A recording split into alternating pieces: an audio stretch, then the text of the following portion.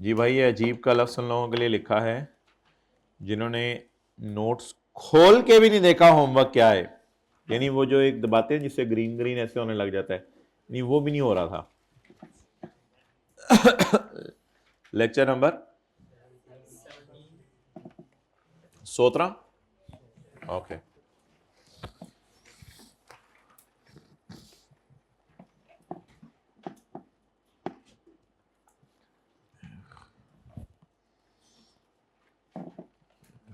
ओह, आज तो सैटरडे है, आज तो हमारी 2 मीटिंग्स होनी है।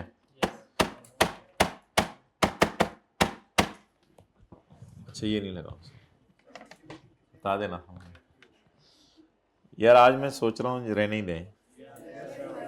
उफ तौबा, कितने ज्यादा अपने फ्यूचर के बारे में बेफिक्र हैं।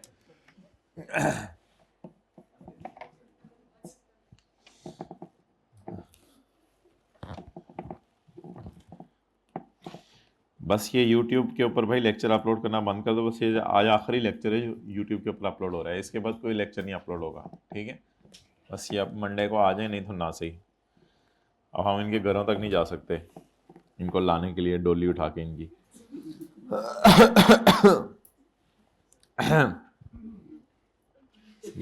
घर में कोई करता है इस तरह जवाब देते हो उसको, फिर इधर क्या हो जाता है। ओके,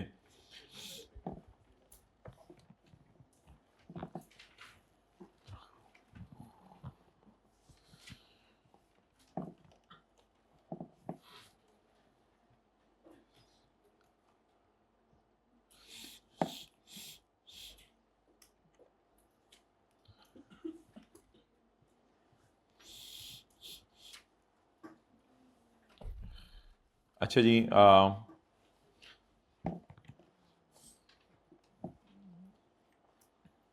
थोड़ी सी रिवीजन कराता हूँ। 3 करेंसीज आपको याद होगा, मत खोलें। एक है हमारी functional currency, that is primary economic environment जिसमें वो एंटिटी ऑपरेट कर रही है। प्राइमरी इंडिकेटर्स हैं उसके, सेल ऑफ गुड्स और सर्विसेज कहाँ हो रही हैं, या कहाँ की कंपेटिटिव फोर्सेस उसकी सेल प्राइस तय कर रही हैं, या कहाँ से मटेरियल लेबर वगैरह आप ले रहे हैं। सेकेंडरी इंडिकेटर्स हैं कहाँ पैसा रख रहे हैं, या कहाँ से पैसा इकट्ठा कर रहे हैं, लोन ले रहे हैं और इक्विटी इशू कर रहे हैं। हर करेंसी फंक्शनल के अलावा फॉरेन है। प्रेजेंटेशन करेंसी एक से ज़्यादा भी हो सकती हैं, प्रेजेंट जिस मर्जी में करें अकाउंट्स आप। तो now please answer me MCQ number 12।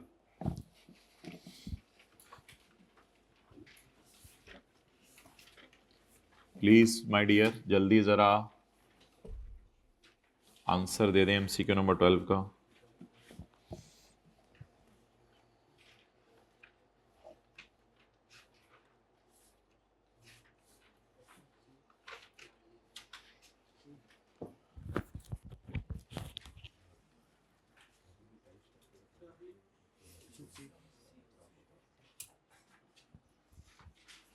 Well done. सी आप लोगों ने बताया, अल्हम्दुलिल्लाह, मेरे ख्याल से यही है। Functional currency and presentation currency of an entity must be same. नहीं, देखिए ना, ऐसा हो सकता है आपके फंक्शंस पाकिस्तान में हो लेकिन आपके शेयर होल्डर्स को जर्मनी में भी हो, तो उनके लिए आपने प्रेजेंट करने हो अकाउंट्स। मस्ट बी सेम तो अजीब सी बात है, तो स्टैंडर्ड ने ऐसी शर्त तो नहीं लगाई हुई मस्ट बी सेम। बल्कि फंक्शनल करेंसी तो एक से ज्यादा हो सकती हैं, सॉरी प्रेजेंटेशन करेंसी तो एक से ज्यादा हो सकती है, इसलिए मस्ट बी सेम कैसे हो सकता है। मे बी सेम, अगर वैसे मैं लिखना चाहूं तो मे बी सेम लिख सकता हूं, ये बात सही है। मस्ट बी सेम तो गलत है। Functional currency and presentation currency must be different, नहीं नहीं, मस्ट बी डिफरेंट तो नहीं, may be different. Must be different तो नहीं। रॉयल फैन है तो उसके फंक्शनल करेंसी और प्रेजेंटेशन करेंसी सेम है, क्योंकि फंक्शंस भी इसके पाकिस्तान में है और शेयर होल्डर्स भी पाकिस्तान में है, तो सब कुछ ही पाकिस्तान में है, तो फिर क्या मसला है, इसके लिए कोई मसला नहीं। तो मस्ट बी डिफरेंट तो गलत बात है, मे बी डिफरेंट हो सकता था लफ्ज।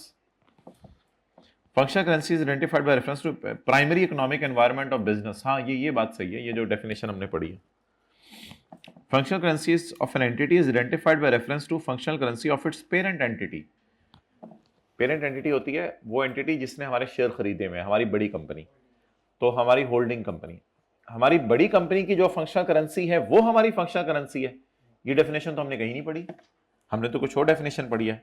हमने डेफिनेशन पढ़ी है कि हम किस प्राइमरी इकोनॉमिक एनवायरनमेंट में ऑपरेट कर रहे हैं, और प्राइमरी इकोनॉमिक एनवायरनमेंट का क्या मतलब है, जहां ये वाली चीजें हो रही हो। ये तो पेरेंट का लफ्ज हमने अपनी तरफ से डाला है, ये तो कोई तुम्हारी अपनी बनाई हुई डेफिनेशन है, हमें तो ये पसंद ना है। Done. Which of the following is not a primary indicator for determining functional currency. कौन सा प्राइमरी इंडिकेटर, ये हाइब्रिड में 3 स्टूडेंट्स इतनी लेट भी आ सकते हैं कोई, यानी इतनी भी हिम्मत कोई कर सकता है, सो हाइट ऑफ एनीथिंग। या फिजिकल में एनरोल्ड है हाइब्रिड में, फिजिकल में तो हाथ खड़ा करें। अच्छा हाइब्रिड में पता नहीं, इंडिसाइसिव। फिर अब जिस क्लास में उस क्लास में यार ये नहीं, मेरा कोई और मसला पड़ा हुआ है इस वक्त, लेट आने वाले बच्चों को मैनेज करना, तुम्हारी ऑप्शन बी। अच्छा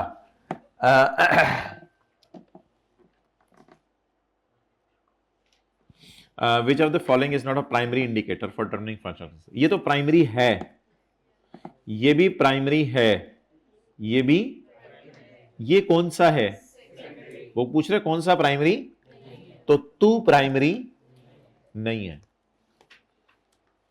तो फिर हम सारे प्राइमरी हैं। हां तुम सारे प्राइमरी हो।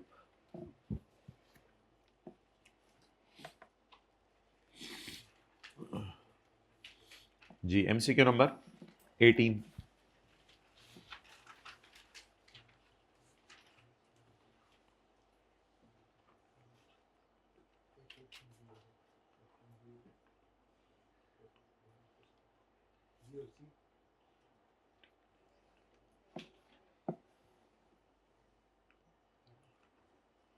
तसल्ली से करें, ये गड़बड़ करेंगे वरना आप कैलकुलेटर्स पकड़ के होगा ये, माय डियर, ऐसे हल्की सी गलती कर देंगे आप।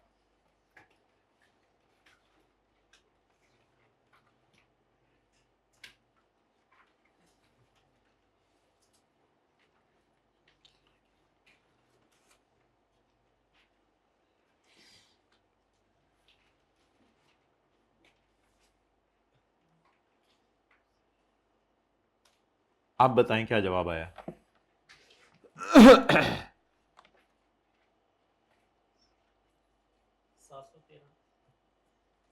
713। बाकी और किसी को भी जवाब आ रहा हो, आप कहीं कंपनी ने जवाब ही दे दिया।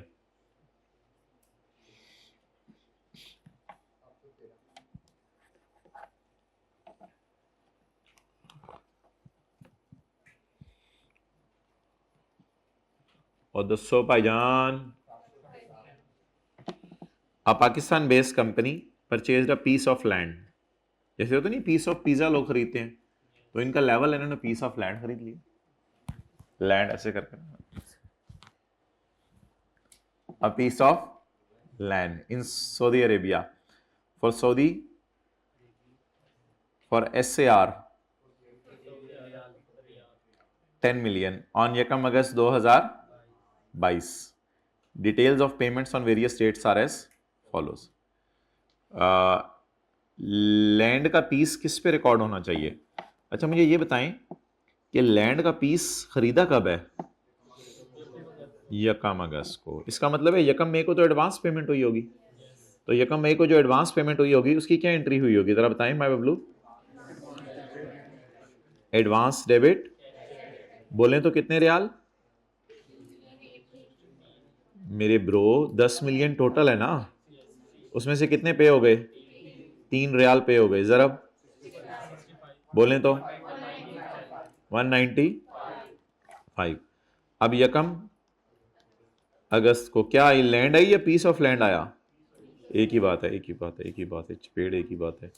Land debit, advance credit, cash credit और पेएबल। एडवांस कैश 2 इंटू, कोई दीवाना अगर 78 से मल्टीप्लाई करे माय डियर, ये तो अभी रेट हमें इस दिन तो खड़े होकर नहीं पता था, दीवाने मस्ताने जी बोले 37 tea okay, and this coffee 148 700। Oh I really appreciate those people जिन्होंने 713 निकाला, वेल डन।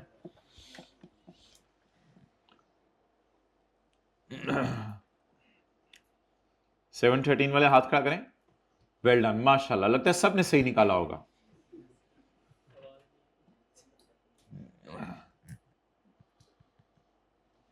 हजारों ख्वाहिशें ऐसी कि हर ख्वाहिश पे दम निकले। सर अगली एंट्री नहीं करेंगे सर, पेमेंट की नहीं बेटा, उसने पीस ऑफ लैंड की कॉस्ट मांगी है। Okay sir.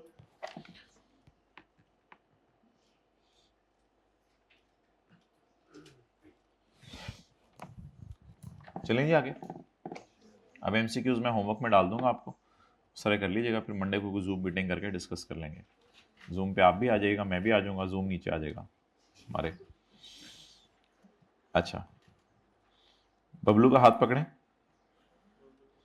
बबलू का हाथ पकड़ें, पाँव भी पकड़े अपने पाँव से, हिल ना सके बबलू अगले 1 मिनट तक। और बबलू इस वक्त आपके शिकंजे में नहीं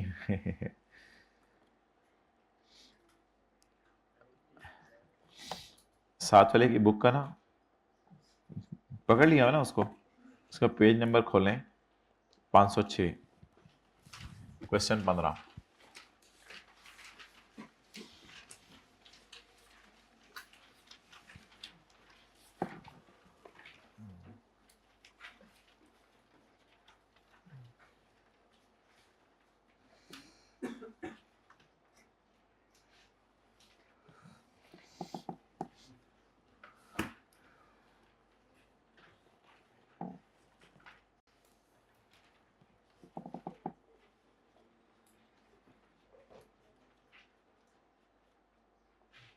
ओके अच्छा भाई,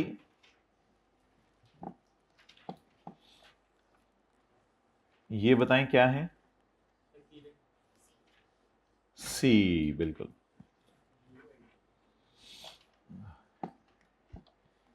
ये उसमें क्या है? मछली। ये उसमें क्या है? मछली।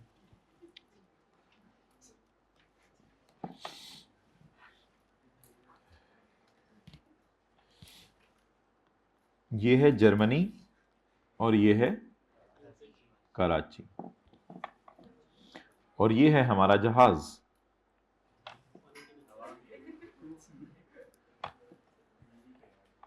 जहाज इस वक्त कहाँ है?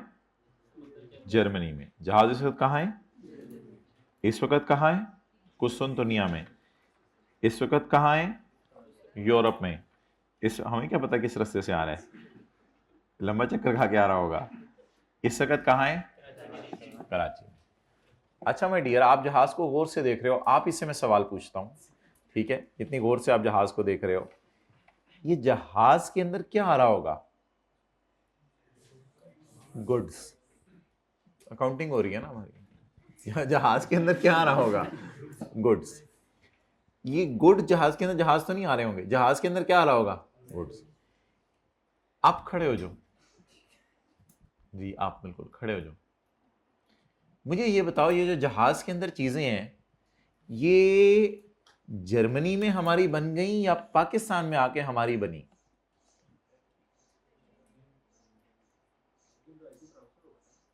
जब किस वक्त? माय डियर, मेरा सवाल उसी जगह खड़ा है, ये जर्मनी में हमारी बनी या कराची में हमारी बनी?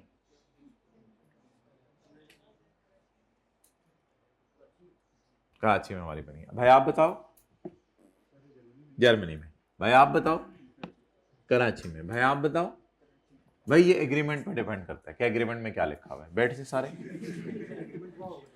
हाँ, अगर एग्रीमेंट में ये लिखा हुआ है कि फॉरेन सी पोर्ट पे हमारी बन जाएंगी, तो फिर कोई मसला नहीं, फिर उसी वक्त हमारी बन गई।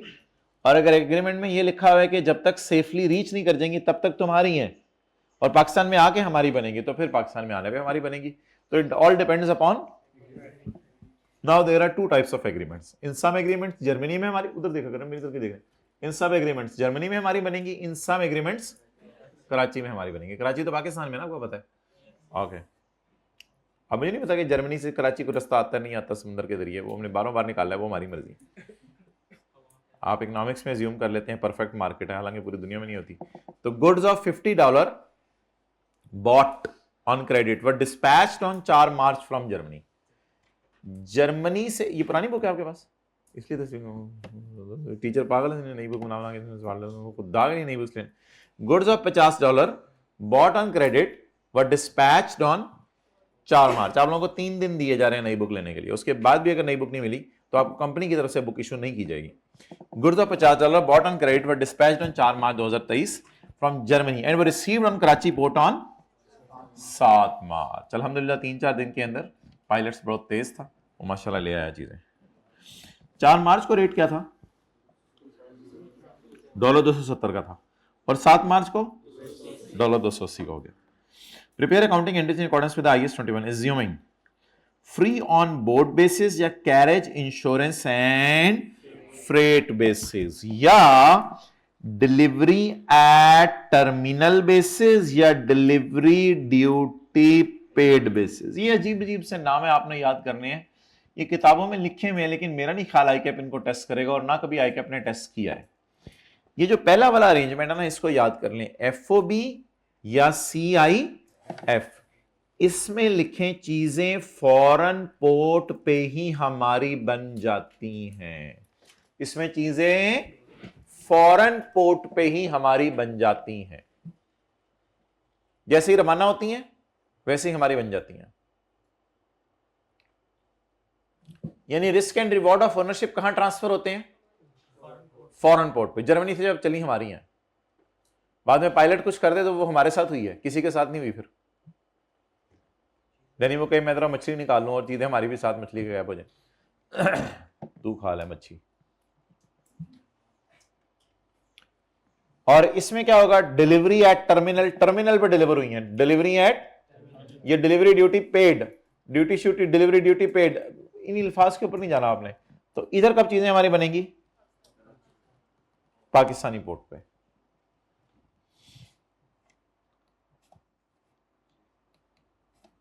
अब आप माय डियर एंट्री ट्राई करें इसकी खुद, मैंने छुपा दिया, एंट्री ट्राई करें पहले वाले सिनेरियो की। असल में ना इन दोनों ट्रीटमेंट से एक्सचेंज रेट फर्क है ना दोनों डेट्स पे, तो इस वजह से दोनों ट्रीटमेंट से जनरल एंट्री की वो इन्वेंटरी की प्राइस डिफरेंट आनी है दोनों एंट्रीज में।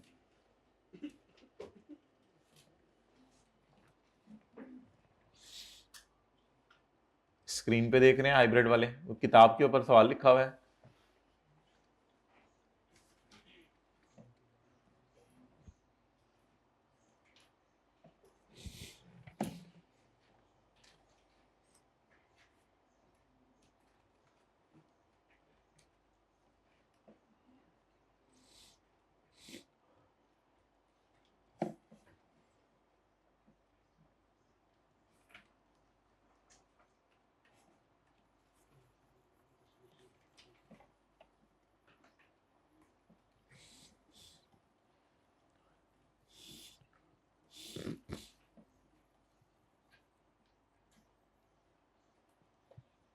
Okay, let's try my dear. Inventory in transit का लफ्ज़ लगा देना इसके साथ, क्योंकि अभी हमारे पास पहुंची नहीं है, अभी जर्मनी से रवाना हुई है, तो ये एक लफ्ज़ लगा दीजिएगा inventory. Inventory goods in transit debit और क्रेडिटर क्रेडिट। डेट बताएं, डेट। एक्सेलेंट, 4 मार्च। ये मैं कौन सा सिनेरियो सॉल्व कर रहा हूं? ए। अमाउंट बताएं, $50। ज़रब excellent 270।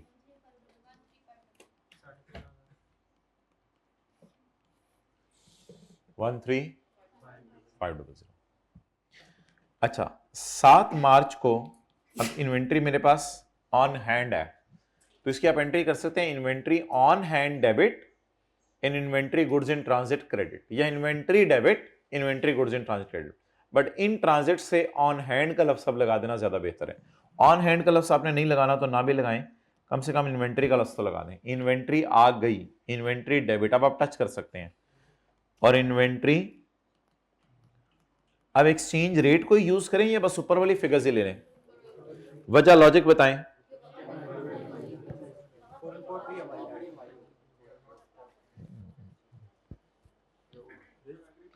the inventory is a non-monetary item. It is initially recorded at spot rate. However, no retranslation is required later on. IS 21 से जवाब देना था ना। अब इसकी रीट्रांसलेशन की जरूरत नहीं है। ये मनी आइटम है या नॉन मनी आइटम है?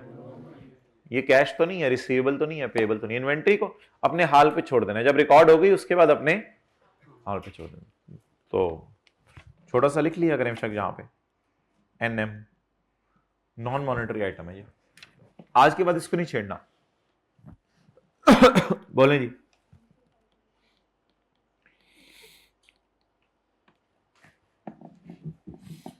अगला सिनेरियो,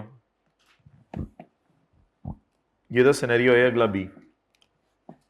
जी माय डियर, 4 मार्च को नो जर्नल एंट्री। वाई? चीजें हमारी बनी नहीं। 7 मार्च को नहीं, अब गुड्स इन ट्रांजिट का उसके लगाना है। इन्वेंट्री डेबिट, हाँ आज क्रेडिटर भी आज ही क्रिएट होगा। अब क्रेडिटर पहले का क्रिएट नहीं होगा, चीज हमारी है नहीं। चीज आने पे हमारी बनेगी या मंगवाने पे हमारी बनेगी? आने पे हमारी बनेगी, मंगवाने पे हमारी बनेगी। अच्छा, ये जो डिलीवरी वगैरह करते हैं, होम डिलीवरी करते हैं, इसमें कौन सा सिनेरियो होता है? ए वाला होता है, बी वाला होता है? बी वाला होता है। मेरा नहीं ख्याल उधर से चीज रवाना हो और आपके पास पहुंचे ही ना तो आप कहते हैं यार मोटरसाइकिल वाला चीज लेके भाग गया, चलो कोई मसला नहीं, मैं आपको पैसे दे देता हूं। आमतौर पे ऐसा नहीं होता। आप किसी भी डिलीवरी वाले को कहेंगे मेरे घर जो है वो तुम जो है वो चिकन कढ़ाई भेज रहे हो और नान भेज रहे हो, तो अगर मेरे पास पहुंचेंगे तो ही मेरे बनेंगे, ये नहीं कि तुमने उधर से भेजे तो मेरे बन गए। तो इस सवाल में भी बस यही सिनेरियो था। अब जब पहुंचेंगे तब हमारे बनेंगे। अब रास्ते में जो मर्जी हो जाए इन चीज़ों के साथ वो फिर उसका नुकसान है।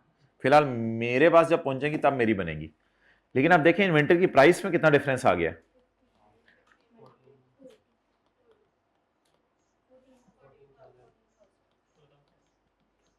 सो दोनों मेथड्स में what would be the impact on inventory? The impact is that in both cases the inventory will be recorded at different prices.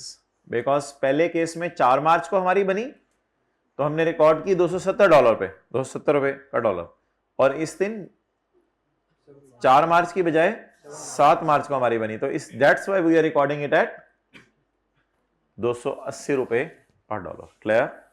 Very easy example it was. हाँ, क्रेडिटर मॉनिटरी आइटम अल्हम्दुलिल्लाह। अब अगर आप 31 दिसंबर तक इसको payment नहीं करेंगे तो 31 दिसंबर वैसे वर्सेस वाली कैलकुलेशन से गुजार देंगे। बस इन्वेंटरी को किताबों में आप 14,000 रुपये पड़ी रहने देंगे।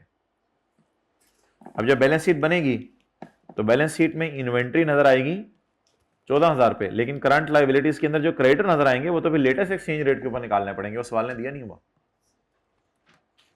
बिल्कुल आपकी बात सही है, creditor is a monetary item. और इस सवाल में भी ये ट्रांसलेट होंगे, 13,500 वाले भी ट्रांसलेट होंगे अगर ये रेंट तक नहीं पे हुए। मैं कह रहा हूं इसको नहीं छेड़ना, बस इन्वेंट्री को नहीं छेड़ना आप। डन?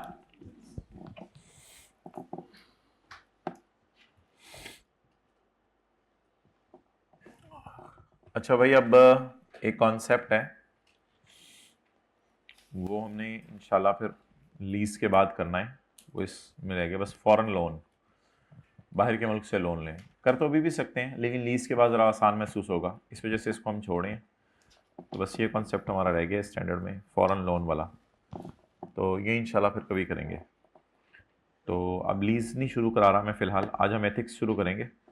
तो लीज़ इंशाल्लाह फिर मंडे से शुरू करेंगे और एथिक्स भी साथ साथ चलते रहेंगे। निकाल लें जी पेज नंबर 590।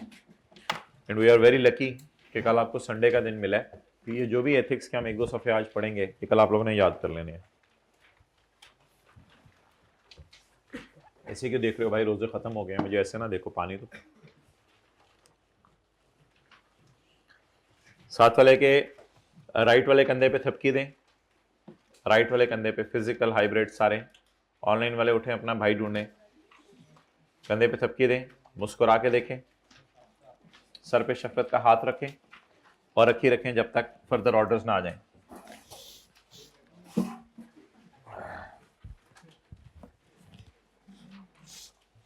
जो फिजिकल वाले कल की क्लास में आए हुए थे और आज नहीं आए हुए या फिर वैसे ही नहीं आ रहे, वो लोग जरा खड़े हो जाएं अपने घरों में।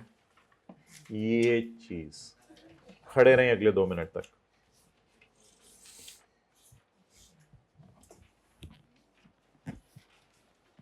चले फिलहाल बैठ से, बाकी 1.5 मिनट क्लास के बाद पूरा कर लीजिएगा, लेकिन करना जरूर है।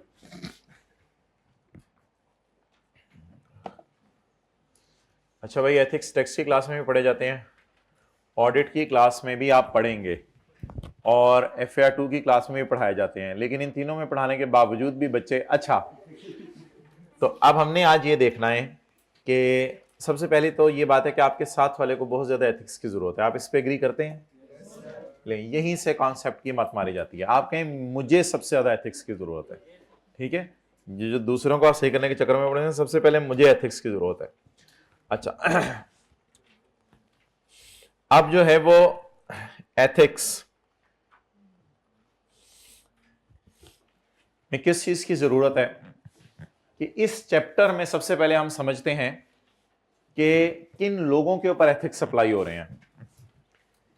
पीटीसीएल एक कंपनी है, फोन को छोड़, पीटीसीएल एक कंपनी है। बाहर के मुल्कों में चले जाएं तो वहां तो एक एक कंपनी में 200-200 400-400 चार्टर्ड अकाउंटेंट्स जॉब कर रहे होते हैं। तो इसमें आप समझ लें 20-25 चार्टर्ड अकाउंटेंट्स काम कर रहे होंगे। मे बी एक CFO हो जो इसका एम्प्लॉय है, वो चार्टर्ड अकाउंटेंट हो, मे बी एक अकाउंट्स मैनेजर हो, मे बी एक असिस्टेंट अकाउंटेंट हो, कोई भी इन्होंने पोस्ट रखी होंगी।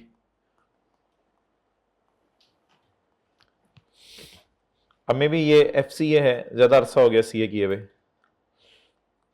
ये भी FCA है, ये CA है, QM इसकी 2 टर्म में निकली थी, लेकिन अब बहरहाल CA बन गया हुआ है। बाकी छोड़ें इसको, बाकी बातें फिर बाद में। तो पीटीसीएल कंपनी के ऑडिटर्स हैं, मिसाल के तौर पे KPMG वाले। अब इसके टैक्स कंसल्टेंट्स हैं, मिसाल के तौर पे PwC वाले। अब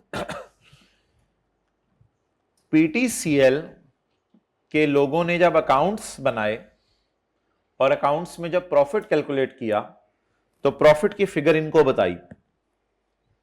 जिन्होंने टैक्स पढ़ा हुआ है फिर उन्होंने कुछ चीजें ऐड की और कुछ चीजें लेस की, अकाउंटिंग डिडक्शन ऐड कर दी, टैक्स डिडक्शन लेस की, वो सारी कैलकुलेशन की, और कैलकुलेशन करने के बाद टैक्स कंसल्टेंट ने टैक्स कैलकुलेट कर दिया।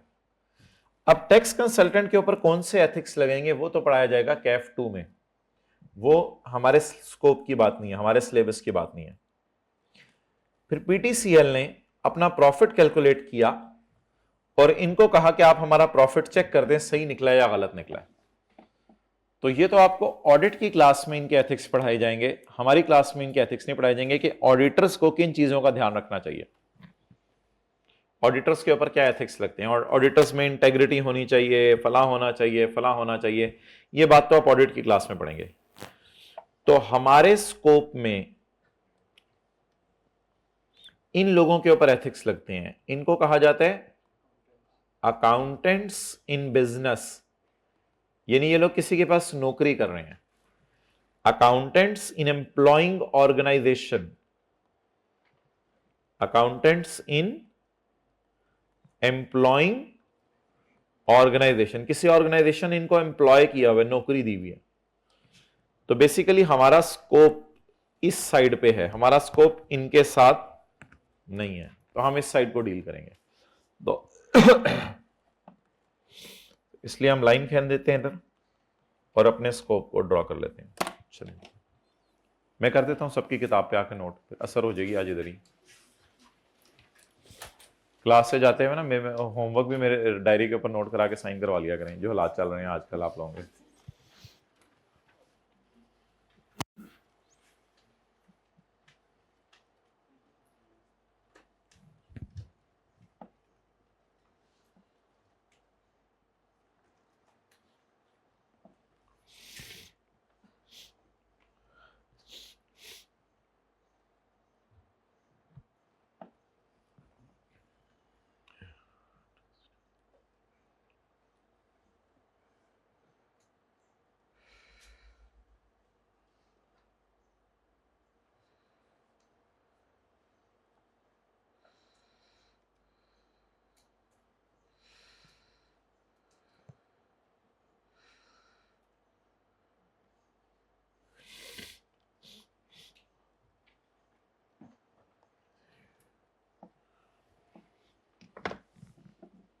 क्या तारीख होगी आज?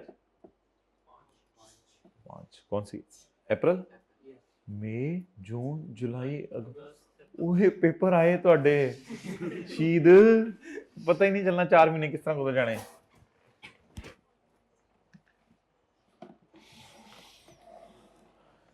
अकाउंटेंट्स इन एम्प्लॉइंग ऑर्गेनाइजेशन या अकाउंटेंट्स इन बिजनेस, ये हमारे स्कोप में है।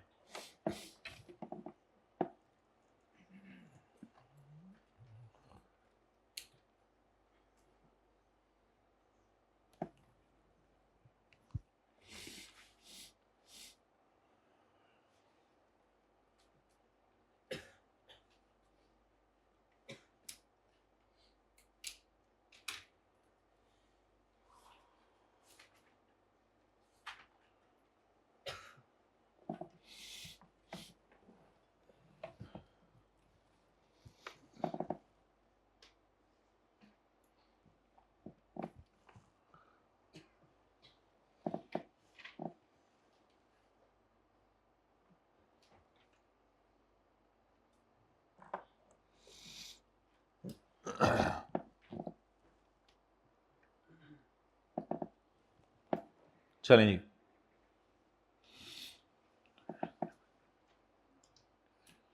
भाई इस बात पे नहीं आना आप लोगों ने, एथिक्स कैन बी डिफिकल्ट। अल्हम्दुलिल्लाह आसान होंगे, कोई मसला नहीं।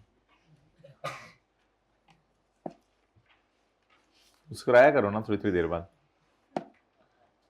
अच्छा जी, ethics can be difficult to define. अच्छा अच्छा अच्छा, ethics can be difficult to define, मैंने कहा डिफिकल्ट टू समझ। But it is principally concern with the human characters, जो हरकतें साथ वालों की वो होती हैं असल में। ये ethical behaviour is more than obeying laws, rules and regulation. ये लॉज, रूल और रेगुलेशंस को ओबे करने से आगे की चीज है।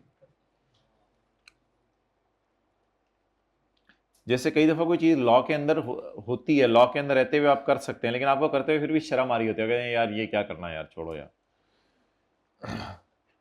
मिसाल के तौर पे शायद आप सर्विस लेन से मोटरसाइकिल निकाल सकते हैं, मेन लेन का इशारा बंद है, लेकिन आपको सर्विस लेन से निकालते हुए थोड़ी शर्म सी आ रही होती है।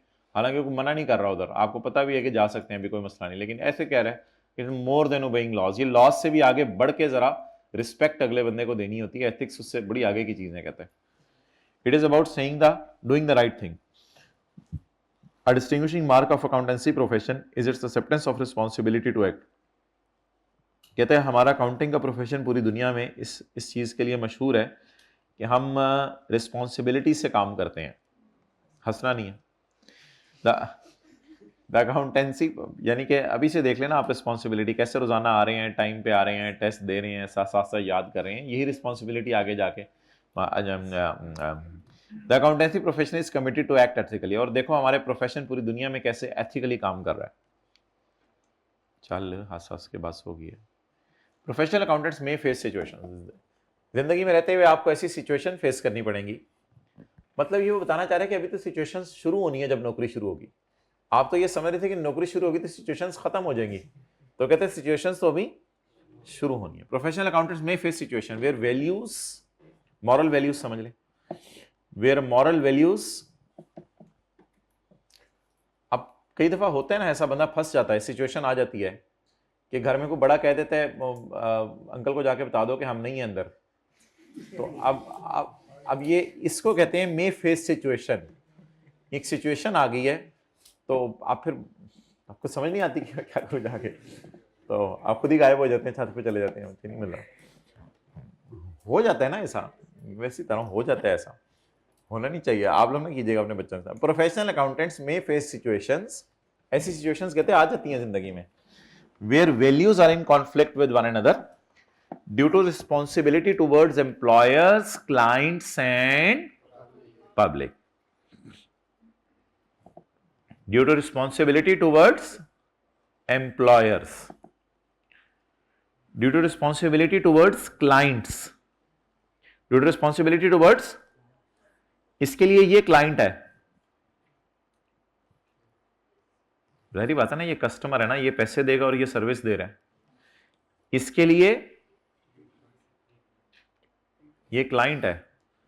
यानी पीडब्ल्यूसी वाले कहें ना, यार पीटीसीएल हमारा क्लाइंट है, हमसे टैक्स निकलवाता है, तो जो बंदा पैसे दे रहा होता है आपको पता है वही क्लाइंट होता है ना, तो पैसे तो ये देंगे टैक्स निकलवाने के, ऑडिट कराने के ये पैसे देंगे। तो क्लाइंट वाली चीजें तो इंशाल्लाह हमारे स्कोप में नहीं है इतनी।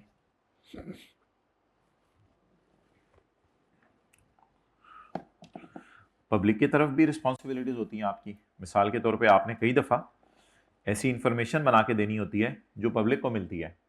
सबसे बड़ी मिसाल दे दें, आप लोग क्या करेंगे, फाइनेंशियल स्टेटमेंट्स बनाएंगे, आप लोग प्रिपेयर करेंगे फाइनेंशियल स्टेटमेंट्स, आप लोग बजट प्रिपेयर करेंगे और बड़े काम करेंगे। वो तो अभी कामों की लिस्ट नीचे इंशाल्लाह हम देखेंगे।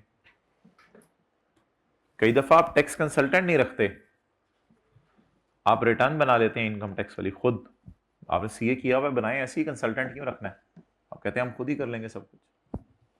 लेकिन ऑडिट ऑब्वियसली एक्सटर्नल बंदे से कराना होता है, वो इंटरनली ऑडिट होता है, लेकिन मेन तो एक्सटर्नल बंदे से करवाना होता है। तो ये लोग डिफरेंट किस्म के काम करते हैं। सो ICAP has a code of conduct. ICAP ने कोड ऑफ कंडक्ट बनाया हुआ है with which members and students must follow. ये आप लोगों के लिए भी है। कहते हैं अभी से सीधे हो जाओ, अभी से सीधे हो जाओ। हमने कहा सीधे कैसे होते हैं? कहते हैं ये 5 चीजें अपने अंदर डालो, सीधे हो जाओगे। Must follow. The code is called as code of ethics. ओह, बड़ा नाम चुने। The code is called as code of ethics. याद करने की कोशिश कीजिएगा नाम इसका। The code is called as for characters, okay okay, for chartered accountant, and provides guidance in situations where ethical issues. Ethical issue की एक मिसाल मैंने आपको दे दी, लेकिन वो मैं आपके घर तक चला गया था। Sorry, impact on members in practice. Impact on members in practice जो CS प्रैक्टिस में है। All members of ICAP are required to comply with code of ethics. The code applies to both accountants in practice and in, इनको कहते हैं accountants in practice और इनको कहते हैं अकाउंटेंट्स इन बिजनेस।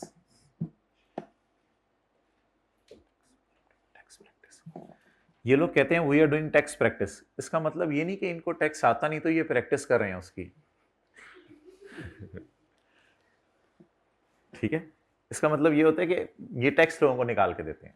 ठीक है, लेकिन फॉर्म्स वाले अक्सर कहते हैं this is our business is doing tax practices. Tax practice हम कर रहे हैं, तो मींस कि ये लोगों को टैक्स निकाल के दे रहे हैं। तो all members of ICAP are required to comply with ethics. The code applies to both accountants in practice and accountants in business. बहरहाल हमारे स्कोप में कौन से हैं? Accountants in business. Accountants in practice कौन होते हैं? ऑडिटर्स होते हैं, टैक्स प्रैक्टिशनर्स, टैक्स प्रैक्टिशनर्स। हमारे स्कोप में है अकाउंटेंट्स इन बिजनेस, जो बिजनेसमैन के पास नौकरी कर रहे हैं।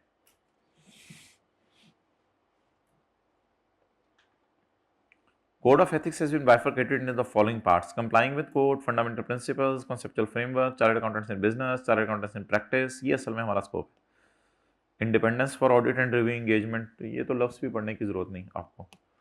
Independence of assurance engagement other than audit and review. Okay, आज हमने कौन से प्रिंसिपल पढ़ने हैं माय डियर? आज हमने कौन से प्रिंसिपल्स पढ़ने हैं my dear? Mental principles. What are you doing? Okay, चाती मारे हैं। फंडामेंटल, कौन से? Fundamental principles. There are 5 mental principles: integrity, objectivity, professional competence, and due care, confidentiality, थोड़ा चित के बोले जरा, इन confidentiality and professional behaviour. Okay,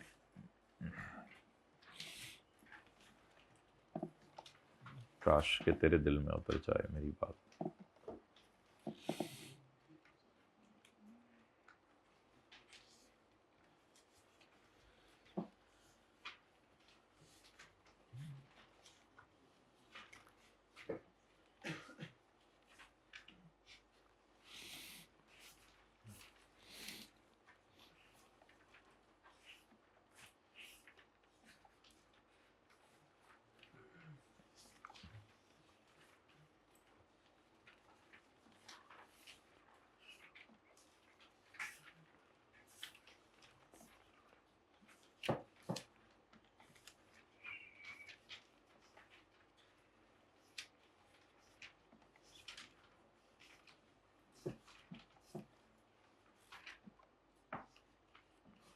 ये डायग्राम्स बनी हुई है, अब यहाँ से याद करना कंफर्टेबल हुआ यहाँ से याद कर लीजिएगा, ये जहाँ से मैं पढ़ा रहा हूँ यहाँ से याद कर लीजिएगा। It's up to you. Page 617 के बाद ये डायग्राम्स हैं। Okay, integrity.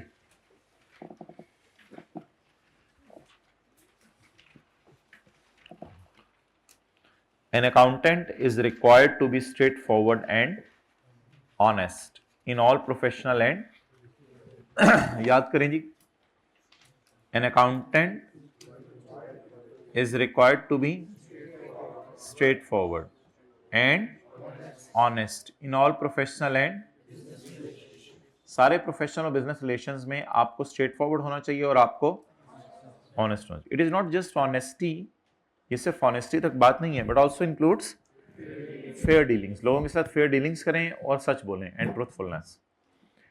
A chartered accountant should not जानते बूझते हुए associate himself with the reports, returns, communications,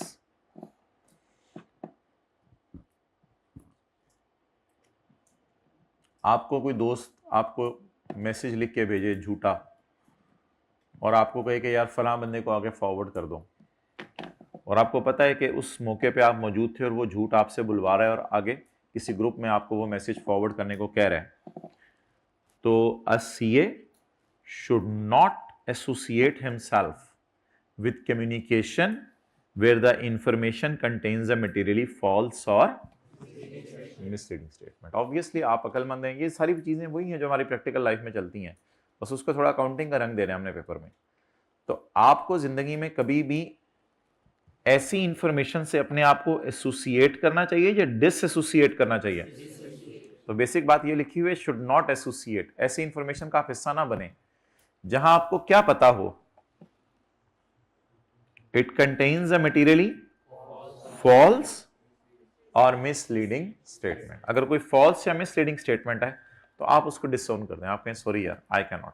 याद करें my dear, a CA should not जानते बूझते हुए associate him with the reports तो आप अक्सर बना के देंगे अपनी जिंदगी में, रिटर्न्स भी बना के देंगे, कम्युनिकेशंस ईमेल्स वगैरह होंगी, ईमेल्स होंगी, वो डॉक्यूमेंट कम्युनिकेशन एक तो जुबानी होती है, वो तो शायद छुप सकती है, लेकिन बाकी कम्युनिकेशन तो रिटर्न होती है। Communications where the information contains, जहां उसके अंदर जो डाटा है दैट इज मटीरियली फॉल्स और मिसलीडिंग स्टेटमेंट, और कंटेन इंफॉर्मेशन फर्निश्ड रेकलेसली। तो यही होता है, बॉस आपको कहे भाई जल्दी जल्दी ये काम करके ले आओ, और आपको पता है कि ये काम 6 घंटे में, अब 2 घंटे में मैं कैसे करके लाऊं, ओके नहीं नहीं नहीं डायरेक्टर्स रिपोर्ट मांग रही हैं, ये है वो है फलां करना है, ये करना है वो करना है, आप कहें सॉरी सर मैं नहीं कर सकता, you should not associate himself. Sir फिर किसी और से करा लें आप, वो फिर देखेंगे, अगर वो कहते हैं नौकरी से निकालना है तो उसका क्या हाल है, वो अलग चीज़ें हैं, अभी उसके तरफ ना जाएं।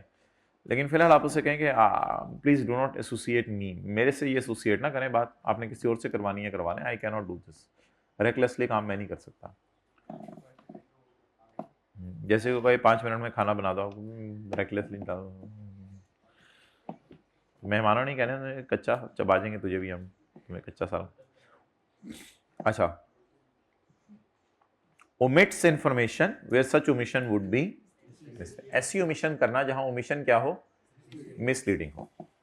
मिसाल के तौर पे IS 16 के अंदर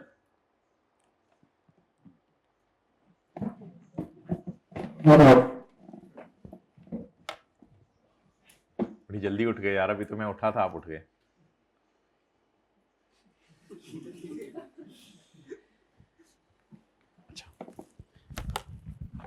omits information where such omission would be misleading। मिसाल के तौर पे IS 16 के अंदर वैल्यूअर का नाम आप ओमिट कर दें, एक एम आते हैं 2 एम आते हैं, 2 चपेड़ एक आता है, देख के ही बोल दिया अगर, तो IS 16 के अंदर वैल्यूअर का नाम है, आप उसको जानबूझ के ओमिट कर दें, तो ये ओमिशन अच्छी होगी या मिसलीडिंग होगी? मिसलीडिंग होगी। तो कई दफा आपका चुप रहना भी खतरनाक बन जाता है, सो खामोश रहना जहां सच खामोशी would be misleading. When a CA becomes aware of having been associated with misleading or false information, the accountant shall take steps to be disassociated from. फिर आपको स्टेप्स लेने चाहिए उससे डिसोसिएट होने के। स्टेप्स कई हो सकते हैं, वो आने वाले दिनों में हम पढ़ेंगे। बॉस से आप रिक्वेस्ट कर दें, सर प्लीज ऐसा ना करें, या अगर वो इन्फॉर्मेशन उसने आपके नाम से कम्युनिकेट कर दी है तो फिर आप उसी फोरम पे जाके कम्युनिकेट कर दें कि यार ये इन्फॉर्मेशन मेरे नाम से नहीं है, मैं इससे अपने आप को डिसोसिएट करता हूँ, ये नहीं है, मैंने तो मैसेज किया था बट डिलीट फॉर ऑल कर दिया था क्योंकि मुझे एहसास हो गया था मेरी गलती थी, स्क्रीनशॉट मेरे पास पड़े हैं। इस किस्म की आप बातें करें और अपने आप को डिसोसिएट करने की कोशिश करें उस इन्फॉर्मेशन से, ठीक है। जैसे मुनासिब समझे, ग्रुप लीव कर दें, कुछ कर दें, आप कहें कि यार सॉरी यार मैं इसमें तो पता नहीं क्या हो रहा है, so sorry I can't be a part of this, मैं नहीं इसका पार्ट बन सकता।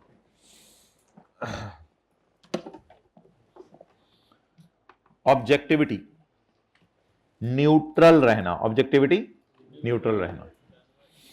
अब कई दफा ऐसी सिचुएशन आएगी कि जहां आप न्यूट्रल नहीं रह सकेंगे। मिसाल के तौर पर बॉस ने आपको कहा कि मोहतरम आप जो है वो इंपेयरमेंट की जर्नल एंट्री ना करें, आप इंपेयरमेंट की जर्नल एंट्री ना करें क्योंकि ये कोई कैश में पेमेंट तो है नहीं, तो लोगों को पता भी नहीं चलना हमारे एसेट्स इंपेयर हुए हुए हैं, तो हम इंपेयरमेंट की जर्नल एंट्री ना कर लें और इससे हमारा प्रॉफिट ज्यादा आ जाएगा। माय डियर आप बातें समझा लो उसको, सारी ऑब्जेक्टिविटी समझा लो। समझा दी? चलो अब मेरे से पढ़ लो।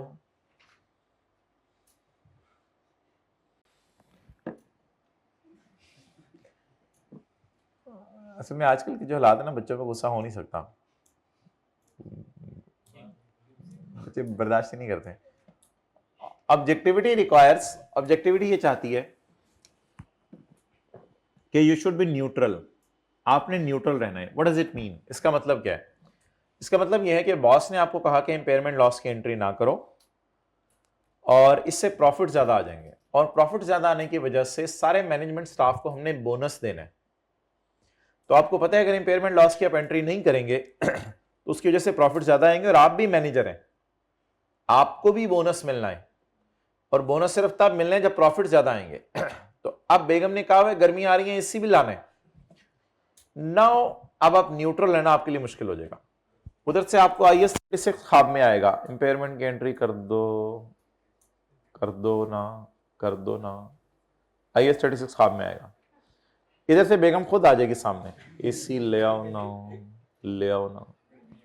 अब ये ऑब्जेक्टिविटी, इसमें अब आपने फिर देखना होगा कि आपने एसी को नहीं, बेगम तो पता नहीं। अच्छा जी, बहरहाल ये तो मैं किसी की बात कर रहा था, आप सबको तो माशाल्लाह नेक बेगमात। Objectivity, objectivity requires an accountant not to compromise professional or business judgement.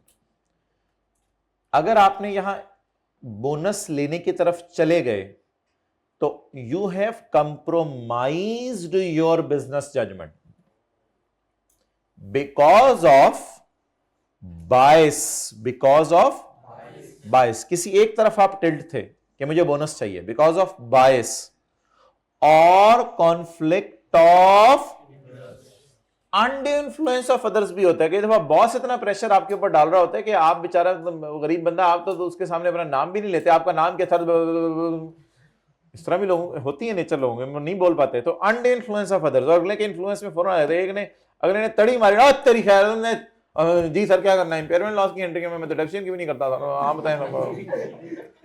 तो ऐसा भी लोग होते हैं। तो अब इधर एग्जांपल लिखें छोटी सी, बल्कि चलिए लिख लें। ऑब्जेक्टिविटी,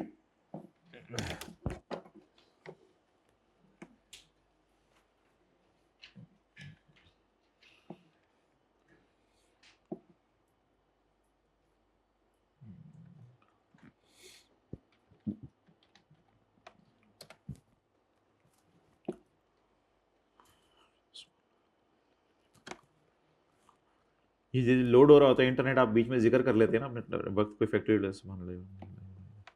माशाल्लाह बहुत ज़्यादा।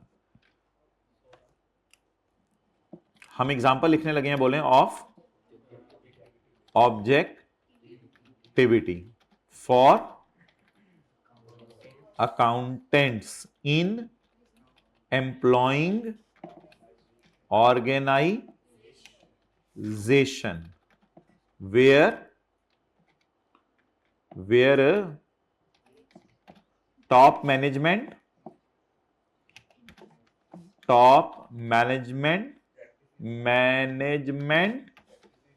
is asking not to make journal entries, वो कौन सी हैं, आप फिर ज्यादा तफसील हो जाएगी। Not to make journal entries, not to make journal entries and if it is done, और अगर आपने ऐसा कर लिया कि नहीं की, then they will give bonus, वो आपको क्या देंगे, बोनस देंगे। ओके क्या नॉट कहां लॉरेंट लिखा, make example short please, not 15 लाइनों की। चपेड़ तेन ना ही नहीं मिल रहा बंदे का, इस तरह ना बोला करें, प्यार से बोला करें। ओ भाईजान मटन लैम्ब रोस्ट नहीं बनाने को कहा, सोची पे तो बंदा गया। छोड़ें यार इसको, हम अभी अपना याद कर लेते हैं उतनी देर। अच्छा जो भी है उन्होंने समझ आ गया, इसी टेंशन ना लो, वो समझेगा और बोलेगा, उसको छोड़ें, वो अंग्रेजी वो खुद बनाएगा, सब कुछ खुद करेगा, फिर कुछ मसला हुआ तो हम उसको सेट कर लेंगे, क्योंकि हम इंसान है, वो इंसान नहीं है। हम तो सिर्फ लिखने का टाइम सेव कर रहे हैं। अच्छा जी पढ़ें जी, objectivity. Objectivity requires an accountant not to compromise professional or because of bias। क्या दिल में था आपके कि मुझे क्या मिल जाना है अगर क्या नहीं करूंगा, और अच्छा, a CA shall not undertake a professional activity। अब ये प्रोफेशनल एक्टिविटी आप ना करें, कौन सी प्रोफेशनल एक्टिविटी, इंपेयरमेंट लॉस की एंट्रीज नहीं करने वाला काम। आप उसे कहें यार मेरे से ये नहीं होता, मैं करूंगा तो एंट्रीज करूंगा, और अगर तुमने मुझे एसोसिएट करने से इंफॉर्मेशन से, तो फिर मेरे से नहीं, फिर जिस मर्जी से अकाउंट्स बनवा लो, फिर अकाउंट्स की जिम्मेदारी मेरी नहीं, मुझे बजट वालों के पास भेज दो, मुझे सेल्स वालों के पास भेज दो, मुझे कहीं और भेज दो, मैं आपके साथ नहीं चल सकता। तो CA shall not undertake a professional activity if a circumstances or a relation unduly influence the accountants। कई दफा वो सर्कमस्टांसेस आप पे प्रेशर क्रिएट कर देते हैं, या कोई रिलेशन, यानी बॉस है, बड़ा पुराना आपके साथ रिश्ता है उसका, और बॉस काफी अरसे से आप उसके पास काम कर रहे हैं, या रिलेशन आपको अनडे इन्फ्लुएंस कर देता है रिगार्डिंग दैट एक्टिविटी। तो ऐसी एक्टिविटी से आप अपने आप को क्या कर लें, डिसऑन कर लें। एग्जांपल लिख लें, मेरे ख्याल से इसका तो बनाने का कोई मूड नहीं है। Unusual activity has been detected from your device. अस्तगफुरुल्लाह, सी किहड़ियां अनयूजुअल एक्टिविटीयां कर रहे हैं, तेरी मेहरबानी चपेड़, तेनू की हो गया है, हद हो गई है, सारे के सामने क्यों जी गल्लां कर रहे हैं तू। अच्छा लिखें जी ऑब्जेक्टिविटी। अस्तगफुरुल्लाह अस्तगफुरुल्लाह इस्तगफार पढ़ें सारे जी, अस्तगफुरुल्लाह। अच्छा अब माय डियर लिखें, mister Umar, mister Umar is an assistant accountant. Mr. Umar is an assistant accountant, and his boss CFO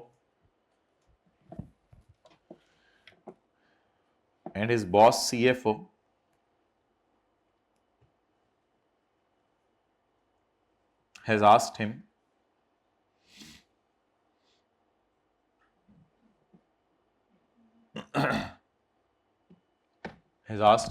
hybrid में नजर आ रहा है, कौन कौन नहीं लिख रहा। has asked him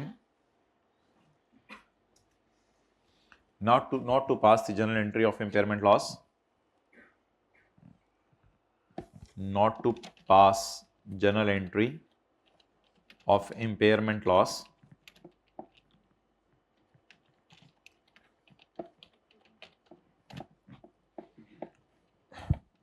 not to pass the journal entry of impairment loss. By doing this, profits will be inflated.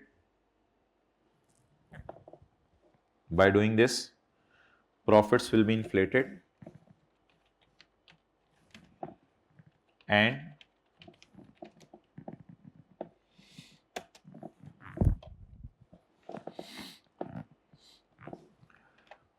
बोले हैं and you will be awarded with a bonus.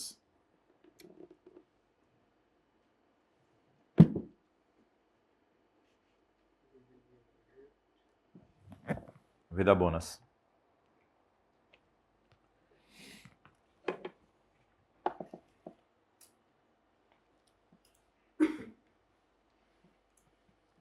आप बताएं कॉन्फ्लिक्ट ऑफ इंटरेस्ट क्या है यहां पे? Conflict of interest, conflict, mind में दो चीजें आ रही है ना कॉन्फ्लिक्ट। एक तरफ आपको नजर आ रहा है बोनस और दूसरी तरफ आपको नजर आ रहे हैं स्टैंडर्ड्स। स्टैंडर्ड्स कहते हैं जनरल एंट्री करो, लेकिन बॉस कहते हैं अगर जनरल एंट्री नहीं करोगे तो अब ऐसी सूरत के अंदर लिखें, बंदे का नाम क्या था? उमर, जो एम्प्लॉय है, और सीएफओ का नाम तो नहीं लिखवाया ना, तो लिखें Umar should not compromise professional judgement.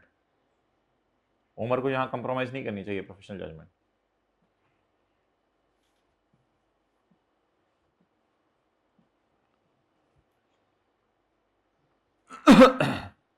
Because of a bias और कॉन्फ्लिक्ट ऑफ इंटरेस्ट। इस बाइस और कॉन्फ्लिक्ट ऑफ इंटरेस्ट की वजह से उससे प्रोफेशनल जजमेंट, उसे क्या कहते हैं, कंप्रोमाइज नहीं करनी चाहिए प्रोफेशनल जजमेंट बिकॉज ऑफ बाइस और कॉन्फ्लिक्ट ऑफ इंटरेस्ट।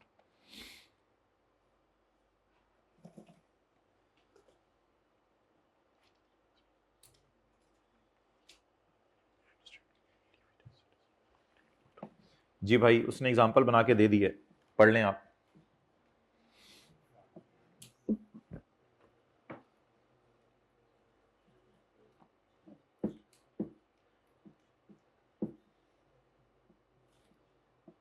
बस ये दो लाइनें नहीं पढ़नी, नीचे वाली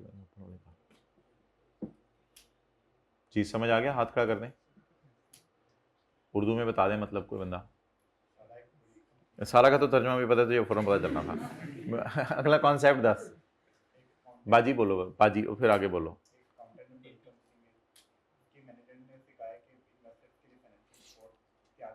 इन्वेस्टर्स कौन होते हैं? शेयर होल्डर्स होते हैं, ठीक है। उनके लिए एक फाइनेंशियल रिपोर्ट तैयार करो।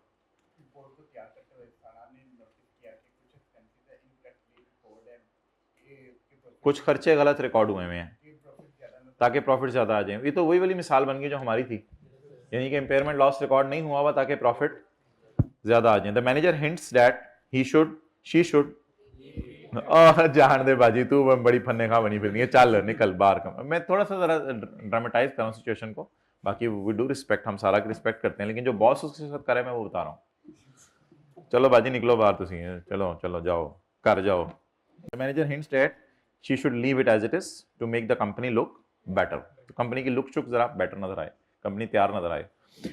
However, objectivity means, objectivity कहती है सारा must stay biased, must stay and not let the pressure or personal interest influence her. So she chooses to correct the mistake and report the true financial position even if it might upset her. मैं इससे कोई फर्क नहीं पड़ता, उसको upset कर दे, तू जेड़ा सानू अपसेट किया कमरे तू कट गया वो नहीं। तो ऑब्जेक्टिविटी मींस ये, ठीक है, इसकी तस्वीर खींच लें, क्या करेंगे, इसको कॉपी पेस्ट कर लें। हमारे पास चूहा तो है नहीं भाई, चूहा नहीं है क्लास में, चूहा पड़ा हुआ है, लेकिन वो चूहा तो इसके लिए है, इसके लिए चूहा नहीं है। देखो चूहा है कॉलेज में, पता करो चूहा, ये वाला चूहा चले, चूहे, हाँ चूहा,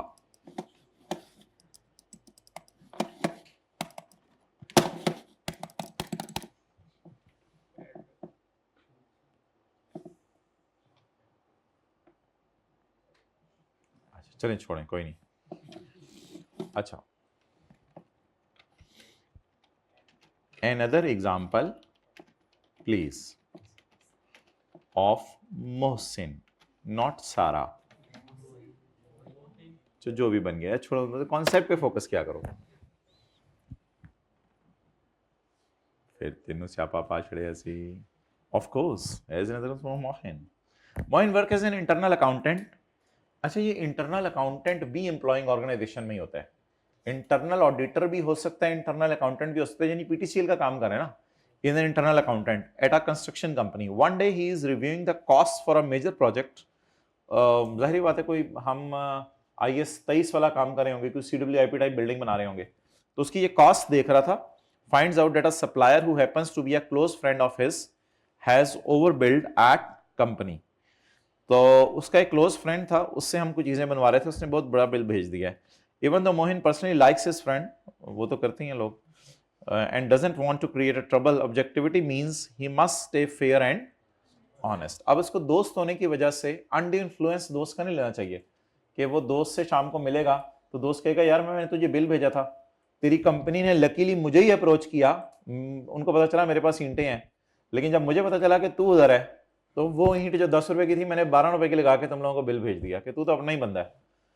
तो even though Mohin personally likes his friends and doesn't want to create trouble, objectivity means he must stay fair and Mohin reports the overbilling to his supervisors, making sure his personal relationship does not affect his professional judgment. तो इसमें क्यों नहीं neutral रह पा रहा था? बताएं, objectivity क्यों फेस कर रहा था? बोले जरा, इसमें क्यों नहीं न्यूट्रल रह पा रहा था?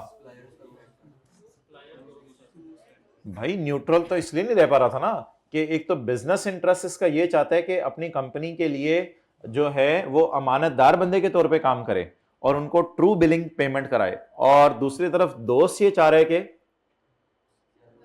ज्यादा पैसे दे। तो यहां तो अब न्यूट्रल नहीं रह पाएंगे, उधर बीवी थी इधर दोस्त है, मसला तो मसला है हर जगह। An example of integrity please of बाजी शबाना।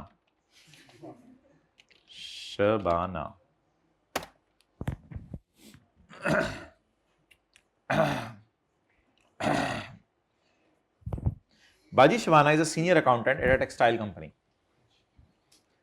तो ये कौन है फिर, अकाउंटेंट इन बिजनेस है या कुछ और है? वन डे कहानियां बनानी तीनों बढ़िया आती है ना। One day she realized that a junior accountant made a small mistake in calculating the tax liability. Fixing it would slightly increase the company's tax payment. Some colleagues suggest ignoring the mistake since it is too small to matter.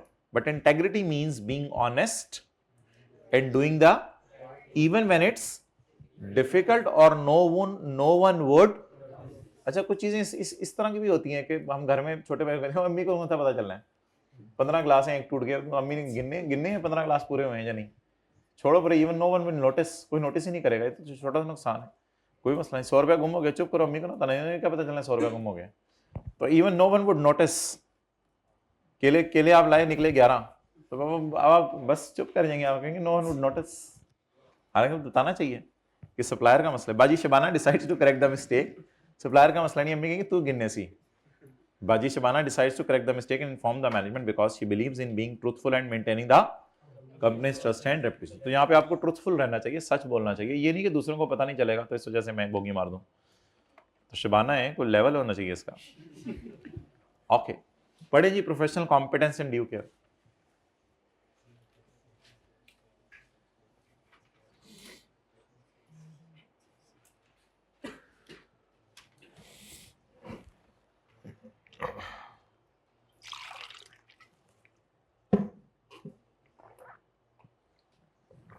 Party बनाओ दूसरी।